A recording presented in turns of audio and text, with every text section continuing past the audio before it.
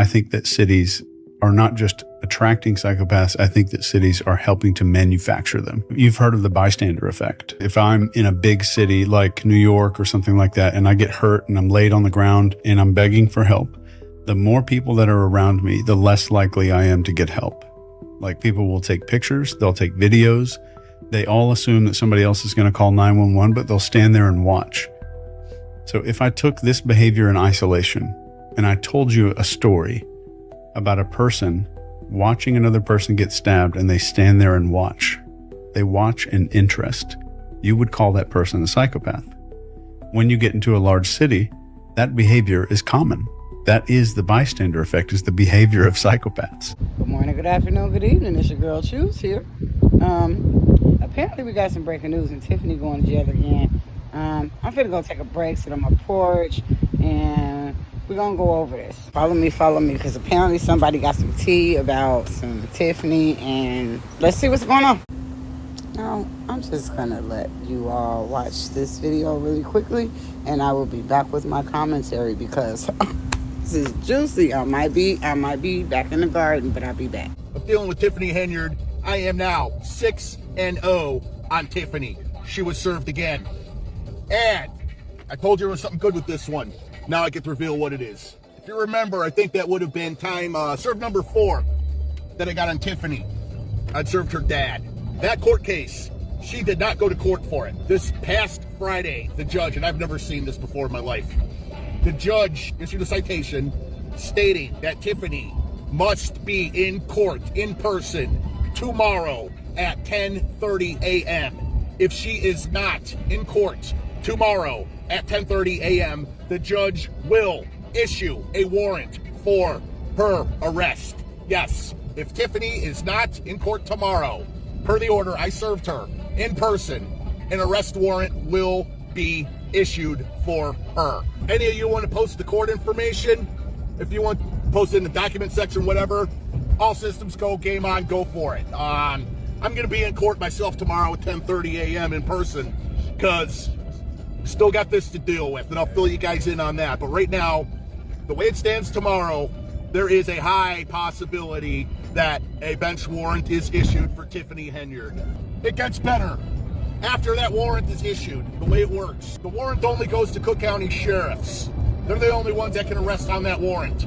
Unless someone goes downtown to, I forget what office it is, and they request that the warrant be expanded.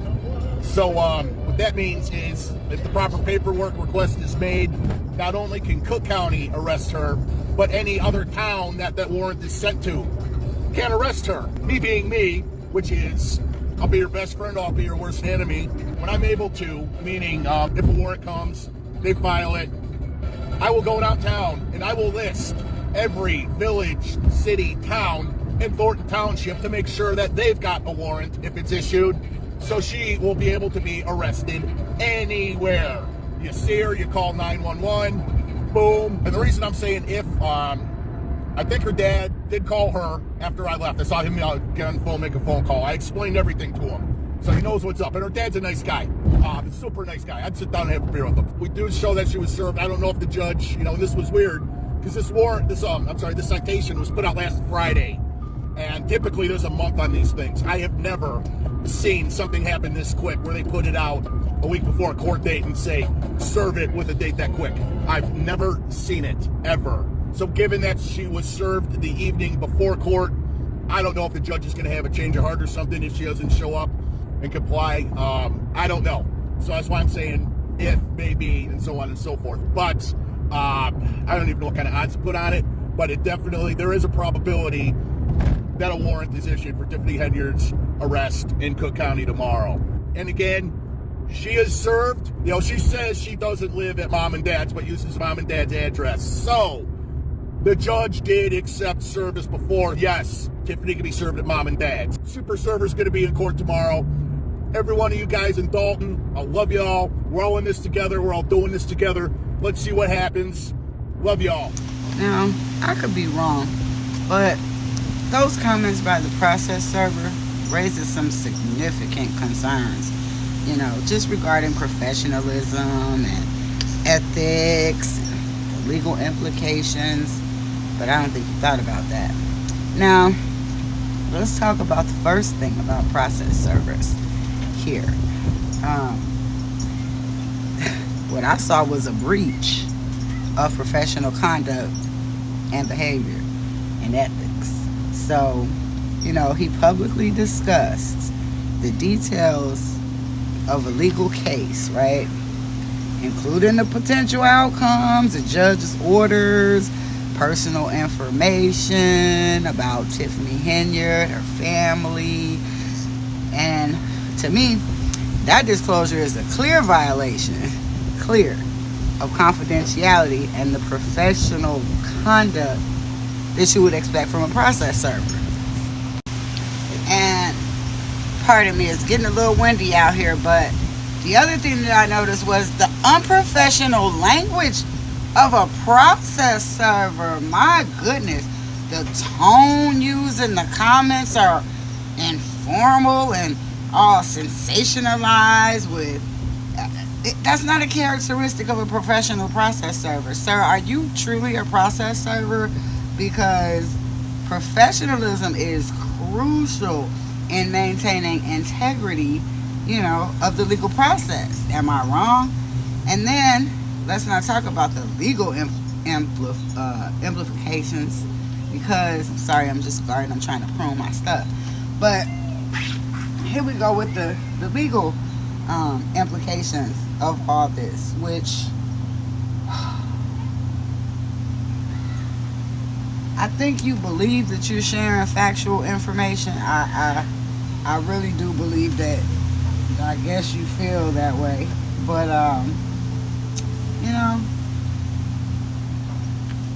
making statements about someone's potential arrest, making statements about their personal circumstances, that can expose you to defamation claims if you're truly a process server, especially if any of the information that you shared is inaccurate. Not only that, depending on Illinois law, statement made, if they cause harm or distress to any of the individuals involved, there could be grounds for a legal claim against the server and whoever sent you and whoever let you look at them documents. Anyway, let's discuss the impact on the legal process of saying all this on social media, besides a distraction, because this was a distraction, but we'll get to that. You're trying to influence judicial proceedings, publicly discussing details of a case, especially one involving court orders with potential arrest warrants, and that could be seen as an attempt to influence the judicial process, and I don't think that's viewed very favorably with the court. But then also there are some professional consequences. If you are truly a process server, where is the disciplinary action for the process server here? Because see, the thing is, if you truly have a license to process serve, it could be revoked if you really have that actual license.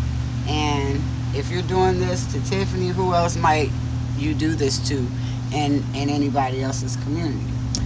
But I digress. So, my conclusion is, based on the comments made by that process server, we're going to pick this.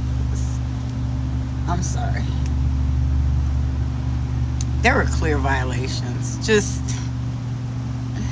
clear violations of ethical, professional standards, and that behavior in general could expose you to so much legal liability.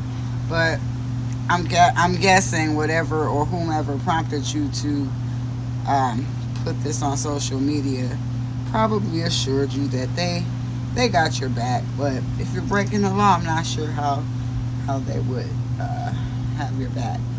But the main thing here is, because this isn't even about the person that you were talking about. What this is about is, this isn't typical behavior.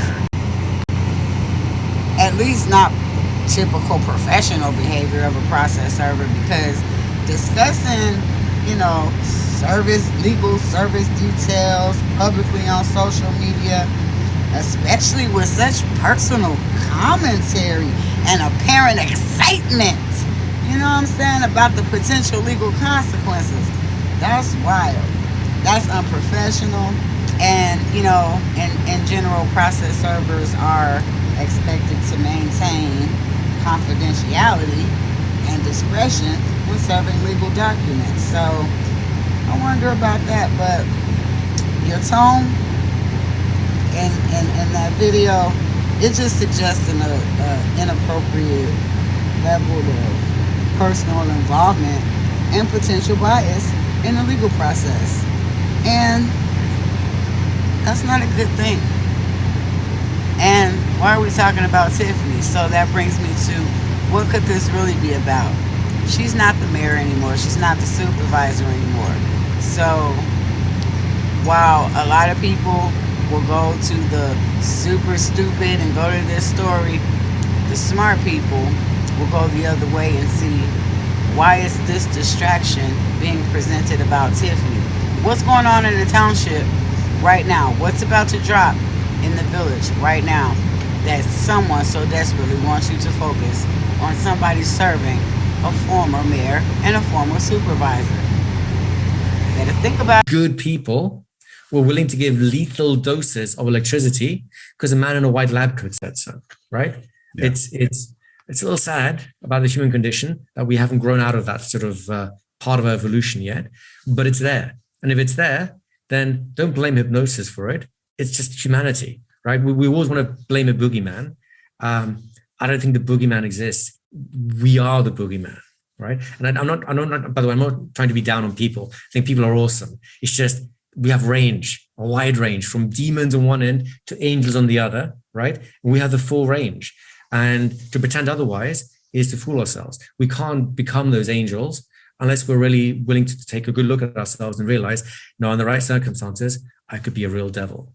Other conditions, let's say we're living in some utopian nirvana where everyone is compassionate and kind to each other and we're all good. And honestly, hunger is gone, need is gone, greed is gone, and we're all happy together. Then, well, first of all, you have to be some really messed up sociopath to even try.